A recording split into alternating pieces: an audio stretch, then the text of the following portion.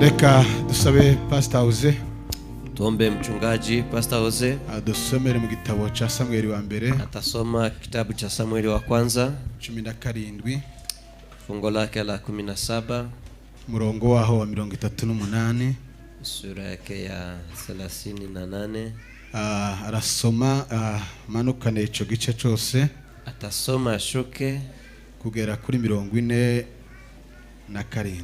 hadi 47. Namara arasimbuka asome kuri 54. Atakuja kuruka atasoma 54. Nasoma Samueli wa mbere 17 turahera ku murongo 38. Bibiri yavuze ngo maze Sauli yambika Dawudi imyambaro n'ingofero ye y'umuringa ku mutwe, amwambika n'ikoti ribohesheje iminyururu. Dawidi aherako yambara inkota ku myambaro ye, agerageza kugenda kuko yari atarageramo. Dawidi abwira Sauli ati, simbasha kujyana ibi kuko ntabimenyereye. Nuko Dawidi arabyiyambura, aherako asingira inkoni arayitwaza, gitoraniriza amabuyenge 5 mu kagezi, ayashira ku ruhago rw'ivumba y'abashumba yari afite, kandi yari afite umuhumeso mu ntoki. Nuko yegera Umufilisitiya. 41. Umufilisitiya nawe araza asatira Dawidi, umutwaje ingabo amurangaje imbere.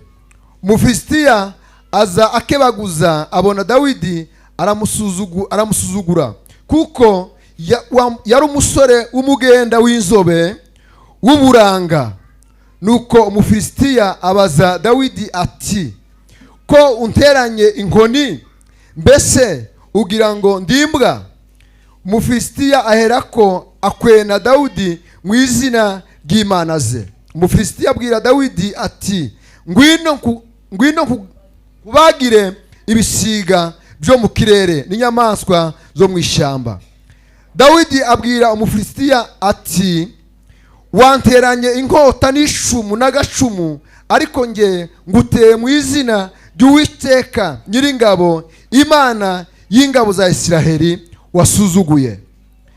Uyu munsi Uwiteka arakungabiza nkwice nguce igihanga, kandi ndakugaburira ibisiga byo mu kirere n'inyamaswa z'inkazi zo mu ishyamba, intumbi z'ingabo z'Abafilisitiya, kugira ngo abo mu isi yose bamenye ko muri Isiraheli hari Imana,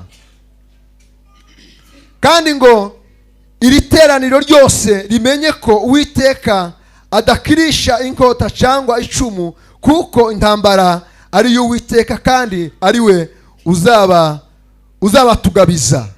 54. Maze Dawidi yenda igihanga cy'Umufilisitiya akijyana i Yerusalemu, ariko intwaro ze azibika mu ihema rye. Amen. Hallelujah. Amen. Nubundi turakomeza tumwifashishe, na tutaendelea tukisaidiana. Arakomeza dufashe gusoma aho ngaho nyine, ataendelea kutusaidia mahali hapo. Ijambo nakeneye kuvuga kuri uyu munsi, neno nimependa kuongea siku ya leo, ni ijambo rivuga ngo gufata intwaro z'abanzi bacu, ni kusema kuchukua silaha za adui zetu, tukongera kandi tukazigarurira, na sisi tunajirudishia silaha hizo, kandi tukazishira mu mahema yacu, na pia tunaweka katika nyumba zetu. Kandi abanzi bacu nta bandi ni Satani, na pia adui wetu si mwingine ni Shetani. Tugomba gufata intwaro ze, ni lazima tuchukue silaha zake. Amen. Amen. Amen. Amen. Amen. kuko aha kuri 54 hapa 54 kumesema kwamba havuze ngo maze Dawidi kisha Dawidi yenda igihanga cy'umufilistia akachukua kichwa cha Mfilistia akijana i Yerusalemu, akapeleka mahali Yerusalemu. igihanga cy'umufilistia gusa nico yajanye Yerusalemu. Yeye amechukua kichwa cha Mfilistia na ariko akapeleka ngo Yerusalemu. intwaro ze Lakini silaha ambazo alikuwa amezitumia wazibika mu ihema rye, yeye ameweka katika hema lake. amen amen.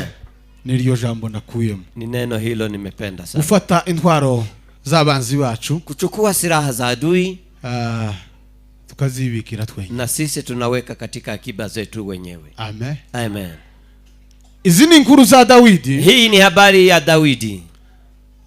Imana yamutekereje kera, Mungu amemfikiria tangu awali, yumva ko ari ngombwa kumugira umwami, akasema kaona ni vizuri ili amfanye mfalme, imushiriyeho igihe azaba umwami, na ikamwekea na wakati yeye atakuwa ndetse mfalme, imutegura n'umuntu uzamwimika, na pia imemwandaa mtu ambaye atamweka wakfu. aragenda mu bana base benshi, akaenda katika watoto wa babaye wengi, kuko ari umuntu yabanje kwibesha, kwa sababu yeye alikuwa ni mtu amejidanganya kidogo, agatekereza kuri bakuru we kuko ari yeye Imana ishaka, alifikiria kwa watu wazima ama wakubwa kwamba ndio Mungu ariko ngo anataka. Imana iravuga ngo yasuyu, Lakini Mungu akasema la, si hao. Imana ikabwira Samuel ngo baza Yesaya nimba nta undi mwana afite. Samuel akamwambia uliza Yesaya kwamba ana mtoto mwingine, ariko aramubwira ngo hari undi mwana uragira intama, lakini akamwambia kuna mtoto mwingine ambaye ni mchunga kondoo. aramubwira ngo muzana hari yabaru, akamwambia leteni huyo, labda inaweza kuwa ni yeye. agitunguka kwirembo, alipowasili katika mlango wa nyumba, Uwiteka abwira Samuel ati Mungu akamwambia Samuel ya kwamba ni huyu. Uyu niwe nagambiriye kuko azaba Huyu umwami ndiye wa Israeli, nimefikiria na ndiye nimeandaa kwamba atakuwa mfalme. Uyu niwe uzakura Abisiraheli Huyu mukaga, ndiye ambaye atatoa taifa la Israeli katika uyu utumwa. niwe nekereje uzagira abatsimbura, Huyu ndiye ambaye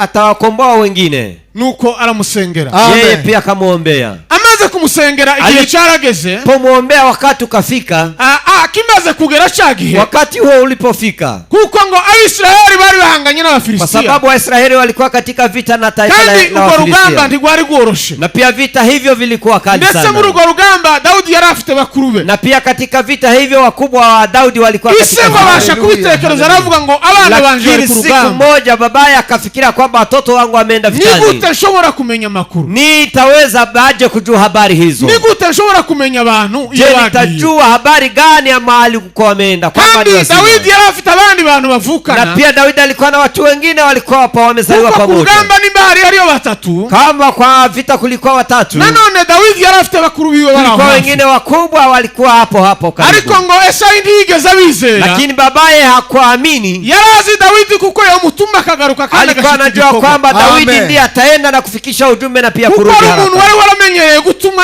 kwa na sababu se, yeye alikuwa ni mtu ambaye alikuwa amezoelewa kandi ngo kutumwa na yubahaga babaye. Imana mu buzima bwe, Na pia katika maisha yake alikuwa akimcha Mungu. yatekerezaga Imana mu buzima Yeye bwe. alikuwa akifikiria Mungu katika maisha Iyo yake. niyo ntwaro Dawidi ngo yitwazaga Hiyo yande, ndiyo silaha ya kwanza Daudi alikuwa nayo. ngo Esayi aramubwira ngo Na genda, babaye akamtuma akamwambia, nenda mwanangu, genda undebere bakuru bawe, nenda ukaangalie ukubwa wako katika vita, ugende urebe uko bameze, nenda ukaangalie gisi ni walivyo. wewe ushobora kunzanira makuru Wewe yanjye, ndio utaniletea habari ni kamili, wowe ushobora kumbwira uko bameze. wewe ndio utaniambia gisi waliko. Aramwumvira atora Na inzira, kisha Daudi akatia akachukua ariko njia ntiyagiye gutyo, akaenda, yajanye ibyo kurya, lakini akwenda hivi amepeleka chakula. ashitse arabibitsa, Alipowafika akawekesha, abanza kwiruka kureba aho ingabo ziri, yeye akaenda kuangalia mahali ujeshi liko, kuko nawe yari yaramenyereye urugamba kwa rwo mu sababu ishyamba. naye alikuwa amezoea vita vya huko msituni. Aravuga ngo reka banza arebe urugamba uko Akasema acha bimeze, niangalie kwanza gisi vita ahari vinaendelea, norangiza bakuru banje aho baherereye, inawezekana kwamba naweza nikawaone ngo wakubwa wangu. aratangira aratambagira, Lakini akaanza akatembea ariko tembea, kwa gutambagira kwa Dawidi, lakini kwa kutembea kwake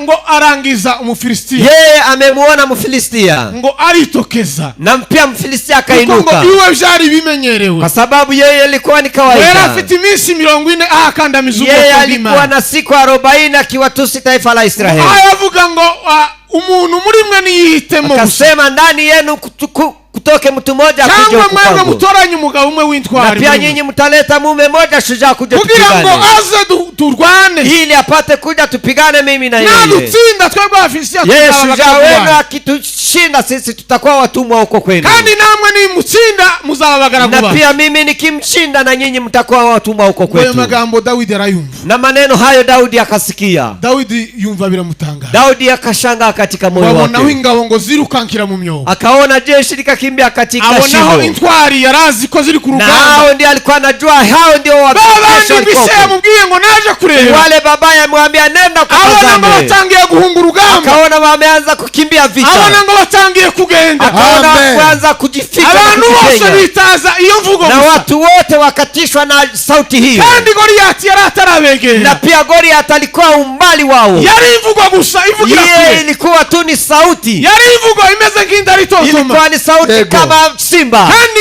abazi iby'indari ngo iyo batontomaga abagabo barahungaga, Lakini watu wanajua mambo ya simba kilia, wanaume batangire wanakimbia. kuvuga abantu barahunga. Alipoanza kukimbia jeshi likaanza Urumva kukimbia ni umuntu katika kushinda. utarumenyera urugamba bene ubu. Umesikia, yeye alikuwa mtu amezoea vita hivyo, yaramenyera urugamba, yinjiramo wenyine akarwana, alikuwa amezoea vita vya pekee. nta wundi muntu atabaje, Hakuna mtu mwingine alikuwa anaambia nitafanya nta aje, wundi muntu tutafanya abwiye ngo aje. ntabara birakomeye. Lakini nitaambia wewe utanisaidia. Noneho abonaho abagabo ari benshi, Akaona jeshi lote, ariko nibo bahunze intambara. hao ndio wamekimbia sauti ya mtu Abona mmoja. umubare mwinshi urahunze, Akaona kundi lingi limejificha, abona nta muntu usigaye ku akaona ruhande, kuna mtu ambaye amebaki katika abantu bari pande. barihimbiye inyobo, Watu walikuwa wamechimba abantu shimo, bari barashatse ubuvumo walikuwa wametafuta makimbilio kugira ngo babashe kwihishamo, ili wapate kujificha katika kugira ngo makimbilio ubwo hayo, Goliyati naza kuza ili siku moja Goliath atakapokuja, babashe kugira aho bahungira. ili wapate Hari kujificha. ikintu nibajije ngo ese Kuna lile nimejiswali, ese uyu Goliyati Goliath huu aya magambo ye yari ameze gute? maneno haya alikuwa gani? Yarimo aryana mu matwi, Alikuwa akiumana katika masikio? kuyatangiraga kuvuga aba bagabo bagahunga Kwa byari nini alikuwa akianza kusema na watu wanaanza kukimbia katika na kwenda kujificha? kubera iki abantu barimo bahunga? Kwa nini watu walikuwa wanaenda kujificha? Aya magambo ya Goliyati ni iki cyari kiyari? Nini ilikuwa katika matamshi ya Aho Goliath? atangira kuvuga abantu bose bagashirira mu kwihisha, Kuanza kusema kwake na watu wanaanza kujificha. ni iki cyari kihishe muri aya magambo? Nini ilikuwa katika nyuma ya maneno hayo? Afite amagambo yo gutuka ubwoko Yeye bw'Imana, alikuwa na maneno ya kutusi taifa la Mungu. afite amagambo yo gusuzugura Imana. Yeye alikuwa na kazarao katika maneno ya Ari Mungu. uko nje mbitekereza, Jinsi mimi ninafikiria binafsi, ari Abanyasirayeli bangaga kumva aho Imana itukwa. Waisraeli ni kama walikuwa wataki kusikia mahali Mungu ametusi, nubwo muri bo bari bafite ubwoba ingawa ndani yao walikuwa na oga bwo kwegera ca na gihangange, kukaribia Goliath. ariko bumvaga umuntu utinyusa Imana, Walikuwa Amen. wamesema mtu ambaye huyu bakumva ayo magambo niwo yihangana, wakasema maneno haya hatuwezi kuvumilia kusikia maneno haya. bakihisha nubwo bafite n'ubwoba. Hata walikuwa na oga na kutopenda kusikia maneno hayo, wakaingia katika Dawidi ngo shimo. arategera, Daudi akasikia maneno hayo, aravuga ngo ibi bintu nibikiba, akasema maneno haya imekuwaje? ibi nivyo data yampamagariye, Hii ndio babangu ameniambia nikuje kusikia. nemere ngende mubwire amakuru se, Nirudie nende nikamwambia habari hizi, subira inyuma ngende mubwire nirudie nende nimpashe habari hizi. tiyabonye mwanya wo kurura byo kurya yari yaza. Ni kama hakupata nafasi hata ya kuwapea chakula alikuwa ameleta. Nta nkuru ndasoma wenda zigaragaza ko baje kubirya hanyuma, Ni kama sijasoma habari kwamba chakula hiyo imekuja kukuliwa ninkaho baadaye. bikibitse, ninkaho bikibitse, Sijui maisha ya hiyo chakula, kubera ko sindabona aho babiriye. sijaona mahali wamesema hayo. Ngo ntiyigeze yibuka ko ari ikintu yazanye. Hajakumbuka kwamba kuna kitu Yegera ameleta. abasirikare arababaza ngo se Akawakaribia jeshi akasema, Sauli ko arabivuga wiki, mfalme anasema nini kwa huyu uwo mutsinda byogenda gute? mtu? Akimshinda itakuwaje? Baramubwira Wakamwambia, ngo icyambere la kwanza, ngo azamuha umugabane mu gihugu, yeye atampa sehemu ya nchi. ikigeretseho La pili, azamushingira umukobwa, yeye atampea msichana wake, n'ibindi byogenda, na maneno mengine ataenda akifuata huyo msichana ariko na ivyo nchi. nivyo vyibanze. Lakini hayo ndiyo ya kwanza. Aravuga ati ni umutsinda, Akasema mimi huyu nitamshinda, ni umutsinda. mimi nitamwangamiza. Ayo makuru kuko bose bari bafite ikibazo cy'ubwoba, Kwa sababu wote walikuwa wametishwa na maneno ya Goliath. abantu baba iri ya ruguru, Watu ambao wameishi huko kwetu, muzi amakuru y'ubwoba ukuntu azagenda. mnajua habari za uoga gesi zinatembea haraka. Yova hahirya kandi muzi ko intambara iriyi, Mtu akitoka hapa na vita iko huku, akama kubwira amakuru yose na anakuambia habari zote. noneho sinkanswe umuntu Si vile mtu wivuganiye n'umuntu ushobora kurwana na Goliath, ambaye wameongea na mwenyewe na yule ambaye anaweza uyu kupigana na muntu Goliath. arasa n'ufite amakuru afatika. Huyu mtu ni kama alikuwa na habari kamili. Urumva ntiyigeze aruhuka, Yeye ni kama hajakuwa na pumzika ndani yake. aragenda ngo asanga Sauli, Yeye akaenda akamfikiria Sauli. aramubwira ati hano hari umuhungu, Wakamwambia hapa kuna kijana wayivuga kuko yogwana na Goliath, ambaye anasema kwamba anaweza pigana ayo na Goliath. makuru Sauli ngo arayishimye, Na hazo habari mfalme akafurahia sana. aravuga ngo nimumwegere mumusane hano, Sema mkaribieni na mwambie kuja hapa. amuha audience muri biro Na yiwe. akampa nafasi ili apate kuingia katika ofisi zake. Ese nawe ubitekereza, Je, na wewe fikiria, uvuye mu ishyamba, umetoka msituni uragiye iswa gutumye, na umeenda babaka wakikutuma, ubonemo ikibari cyo kubonana na n'umukuru umepata kibali cha Mkuru kuonana w'igihugu. na mfalme ama mkubwa wa nchi ama kamanda kubwa wa jeshi. ahantu harakomeye. Ni kama hapa kulikuwa Uvuye mu kwa nafasi ya ishyamba, Mungu. Umetoka huko uri msituni, umwungeri w'intama, wewe ni mchungaji mfugaji, wewe isora gutumye, baba yako amekutuma, jana ibyo kurya ubishire bakuru bawe, nenda kapeleke chakula kaangalie unzanire wakubwa zako. n'amakuru afatika. Basi uniambie, uniletee habari za wakubwa wako gisi walivyo. Ariko ubonyemo okazyo, Lakini hapo ndani umepata nafasi, hagiye kubaho ikiganiro cyawe na perezida inaenda w'igihugu. kuwa makabiliano ama maongezi ndani yako wewe na mfalme. Ahantu hari amahirwe adasanzwe, Ni kama hapa kulikuwa nafasi nzuri.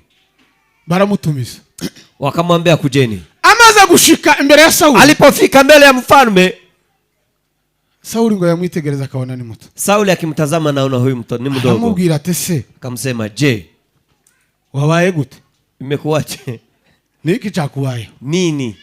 kubera iki wowe uri mutoya, Kwa nini wewe ni mdogo? urabona kuhangana nawe, Wewe umeona kweli utawezana na Mfilistia huyu? mukuru wawe bakuru bawe bari hano bari gisabose, Wakubwa wako kamanda askari kamilifu wameshindwa. umuntu wa mbere wabaye wo kumuca intege Mtu wa kwanza ambaye amemkata tamaa ni umwami wari uyoboye urugamba, ni mfalme ambaye alikuwa aramubwira katika vita. ntibyoshoboka, Akasema haiwezekani. uriya n'umuntu wamenyereye urugamba, Huyo ni mtu ambaye amezoea maneno ya ahora ku vita. ntambara, Yeye kazi yake, maisha dore yake ni natwe ko vita. turihisha, Hata na sisi tunaendelea wewe yoshika tukificha. gushaka kuvunga Wewe ni kushika na kukuchukua tu. ayo ni ngayo magambo umuntu yatekereza yarimo amubwira, Hayo ni kama maneno hayo alikuwa akimwambia. sinumva kuko baganiriye umwanya muto, Sisikii kwamba wameongea kuko yarimo wakati mrefu. amwumvise uburyo uriya muntu akomeye. Yeye alikuwa akimwambia gisi mtu huyo ni shujaa sana. Dawidi ngo abona umwami yagowe, Daudi akaona mfalme ni kama amesumbuka aravuga sana. ati reka ngumare ubwoba, Akasema acha nitulize roho reka yako. ngubwire uko bimeze, Acha nikuambie gisi maneno yataendeka. kura nitegereza ukabona gusa n'umuntu waho, Wewe umenitazama unaona kama mimi ni mtu ariko wa hapo. ubwo idubu zateraga Lakini jewe wakati simba alikuwa amekuja, ngo narazifataga ngazishwanyaguza, mimi nilikuwa nimechukua na kupasua. intara zafata umwana w'intama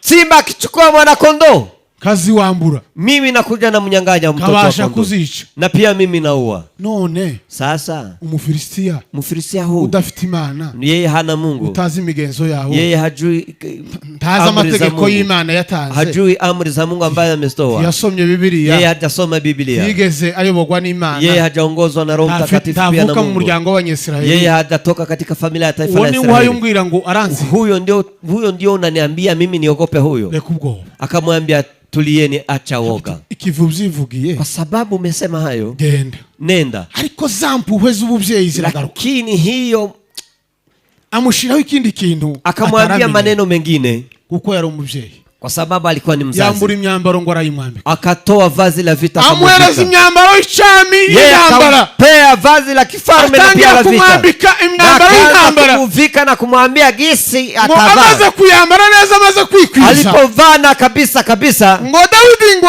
agerageza kugenda, Daudi akajaribu kutembea. ngo agiye yumva ntibihabisha, Akasema hii haiwezekani. yumva yaremereye, Akasikia amekuwa mzito sana. yibuka ubwo yagendaga mu ishyamba, Yeye akakumbuka wakati alikuwa katika msituni. msituni. ubwo yagwanaga n'inyamaswa, Wakati alikuwa akipigana na simba, hangota yari afite bene hakuna maneno ntabwo hapa yigeze yambara hayo. ingofero imukingira, Ni kama hajavaa kofia la nta nubwo vita, yigeze yambara ibintu bimukingira, hata hajavaa vitu la kifuani. yari afite gusa ijambo ry'Imana. Yeye tu alikuwa na neno la Mungu nta ndani mpamvu zo yake. kwikingira indi myanda. Hakuna maneno ya kupigana Abwira na maneno Sawuli ati mengine. ibi ngibi byari byo, Akamwambia mfalme, hii ariko uko natojwe suko, lakini gisi mimi nimeandaliwa jewe sivyo. mfite Imana ya Isiraheli mu mutima. Mimi ninaye Mungu wa Israeli ndani ya roho Iyo niyo yangu. zagendana, Hiyo ndiyo natembea na hiyo Mungu. iyo niyo twari inkingi, Hiyo ndiyo firisia na vita ambayo itanilinda. wibutse na mukristo Ukikumbuka na Mkristo yaravuze ngo niyo nguye mba mbyutse. akasema mimi ninapoanguka tena Nukuvuga mimi ngo na Dawidi nilikuwa naamka. yaratekereje ati nogwa nogira gute, Hata Daudi ni kama amefikiria nikianguka, ariko ndabizi ko ndi lakini umutima. ninajua kwamba nitaamuka na nitashinda Mfilistia huyu. Haleluya, Hallelujah. Yesu ahimbaza, Amen. Yesu ahimbaza. Amen. Dawidi ngo aragenda, Daudi akaenda yambura ya myambaro, akavua vazi hilo. iwe yitwaza ibyiwe byoroheje, Yeye akaenda na gisa alikuwa amezoea kawaida bya bindi yake. by'abungeri bari yababaye iriya Yale yote rubabizi, ya maneno ya wachungaji bagira Kiswahili. ibintu by'ibikabyo cyane. Hawana maneno mengine Iyo yifitiye inkoni yiwe Yeye akiwa na fimbo lake, aza yumva ihagije, yeye anasikia ni yako iyo sawa. yoyishorezamo inkazi Yeye anaweza kakiyuzisha. kuchunga kundi lake na fimbo hiyo. Dawidi ngo aragenda, Daudi akaenda. ariko nguko yagendaga ntiyasigaga imvunga ye Jinsi alikuwa y'abashumba, ameenda, alikuwa na fuko lake yagiraga hapo. agahago kiwe, Yeye alikuwa na fuko lake hapo. menya ko kubikamo umuhigo Ni simbizi, kama alikuwa sijui ni ya kuweka nini. ngo ashiramo utuntu twa ngombwa wenda. Yeye akachukua vitu lake ya Yari afite maana. n'inkoni yiwe, Yeye alikuwa na fimbo lake. yari afite ngo n'umuhumesi. Yeye alikuwa na kobero lake. Haleluya. Amen. Dawidi ngo aramanuka, Daudi akashuka. akashuka agere mu kagezi, Alipofika katika mto, atora amabuye, akachukua mawe atanu, 5. Mawe 5.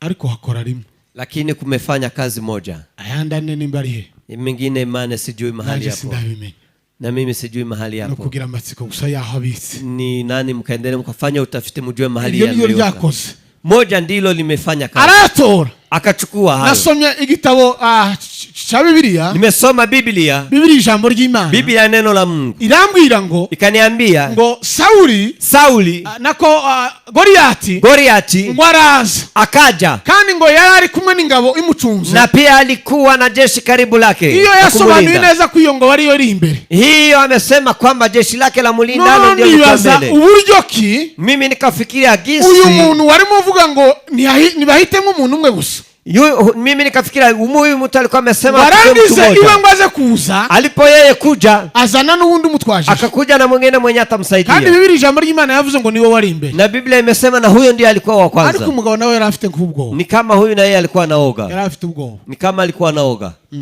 yari afite ubwoba, Kama na yeye alikuwa naoga. ngo niwe wari umutwajije ibyuma yari afite byo kwicara. Yeye ndiye alikuwa amechukua silaha zake. Ikintu cyantangaje kindi, Neno limelishangaza. iyo Bibiliya yavuze ngo Biblia hiyo imesema ngo yamaza yakebaguza, yeye akakuja akiangalia. iyo umuntu yakebaguza aba afite ubwoba. Bibiliya yavuze ngo yamaza yakebaguza, Biblia imesema kaja akitazama. ageze he, Yakasema amefikia wapi? tiyo ntungura wenda, Hawezi kuwa karibu yangu, ntashobora kuntungura. hawezi kuwa upande wangu. Dawidi ngo yari magenda yemwe, Daudi yeye alikuwa ameenda ariko akiimarika. ngo barasaka Na aramurangiza, pia wakakutana kabisa. ngo Sauli aramubwira, Sauli Goliath akamwambia, Goliath aramubwira ngo Goliath akamwambia, aramusuzugura, akamdharau sana. se Abisirayeli bagusuzuguye, Je, Waisraeli ni kama baragutanze nguze gupfa, ni kama wamekuleta tu ukaje ukafe? urazana inkoni, Wewe umeleta pia fimbo. inkoni niyo wayuzana Fimbo ndio umeleta kugira kwangu, ngo ugwane n'igihangange cy'Abafilisitiya, ili upate kupigana na shujaa la Filisia. ndakwisha uyu munsi Siku ya leo kandi nitakuangamiza, ngugaburire ibisiga. na pia wewe nitakulisha ndege wa angani.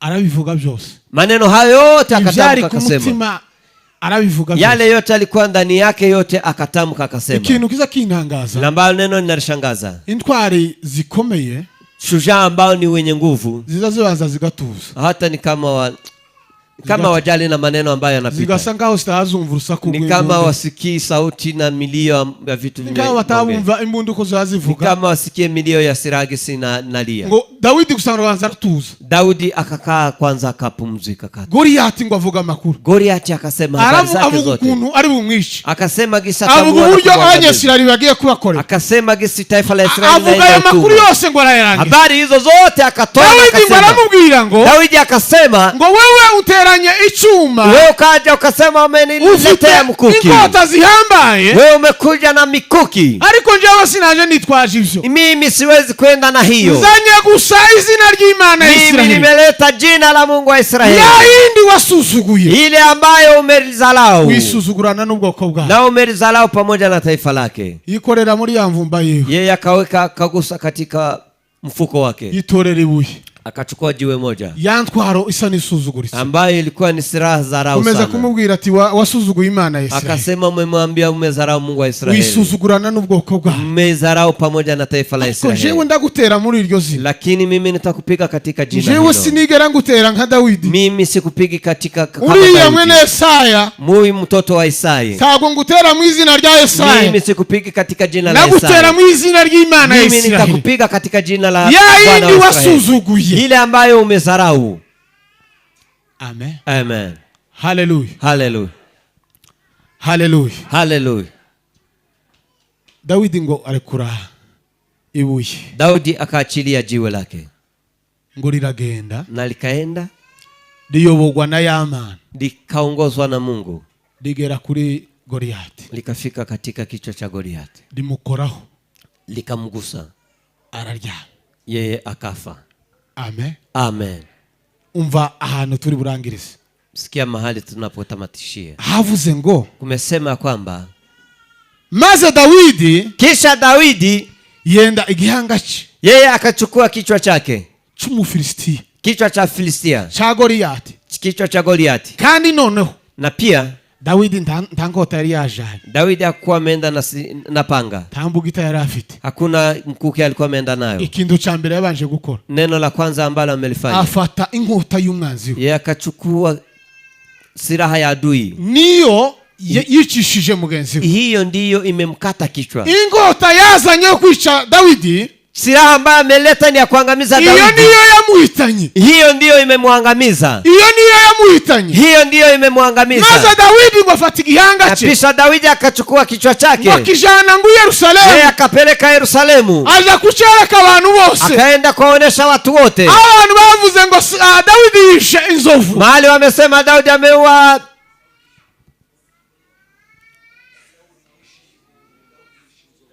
naje navuze Dawidi yishe inzovu, Daudi ni kama ameua, nasimbutse Sauli. Amen. Amen. Baravuga ngo Sauli, wakasema Sauli yishiye ibihumbi, yeye ameua maelfu, ariko uyu Dawidi, lakini Daudi huyu iwe yishe inzovu, ni kama ameua maelfu na maelfu, abantu benshi, yeye ameua watu wengi. Umwe wenyine wari warabazengere, mmoja huyu ambaye alikuwa utuma batagera ku nsinzi yabo, ya ambaye alikuwa ametuma yeye wasifike katika ushindi wao, yamwicishije inkota ye, huyo yeye amemuua na silaha yake mwenyewe. Ariko harimo n'ubuhanya, na hapo kuna kwitwaza inkota akaba ari we wica, na pia wewe kwenda na silaha, na pia silaha hiyo kuba ufite imbunda akaba ari we wirasa, na kuwa na silaha wewe, hiyo silaha ikuje kukuua wewe. Ikintu cyanejeje, neno ambalo limenifurahisha, ikintu cyanejeje, neno ambalo limenifurahisha, ngo ariko intwaro ze, lakini silaha zake ngo azibika mu ihema rye, yeye akaweka katika hazina yake. Intwaro za Goliathi, silaha za Goliathi, Daudi ngo arazizana, arazibika, Daudi akaleta yeye mwenyewe akaweka, yarazibitse, yeye ameziweka. Rimwe na rimwe, mara kwa mara, hari inkota Satani aturasa, kuna mishale ambayo shetani anatupiga, ariko biri ngombwa ko twozimwambura, na inawezekana kuwa vizuri sisi tumnyanganye silaha hizo, mu ihema ryacu, na tunaweka katika hema letu. Ihema ryawe ribitse miki? Je, hema lako nini iko ndani? Tegura uburyo, andaa nafasi ushobora kubika mu intwaro ufashe ku rugamba, ambayo naweza kuweka silaha ambazo umetoa katika vitani. Ijambo ry'Imana ridufashe, neno la Mungu litubariki kandi rituganze. Amen. Reka dusabe Evangeliste Mahinga dushire mu maboko y'Imana.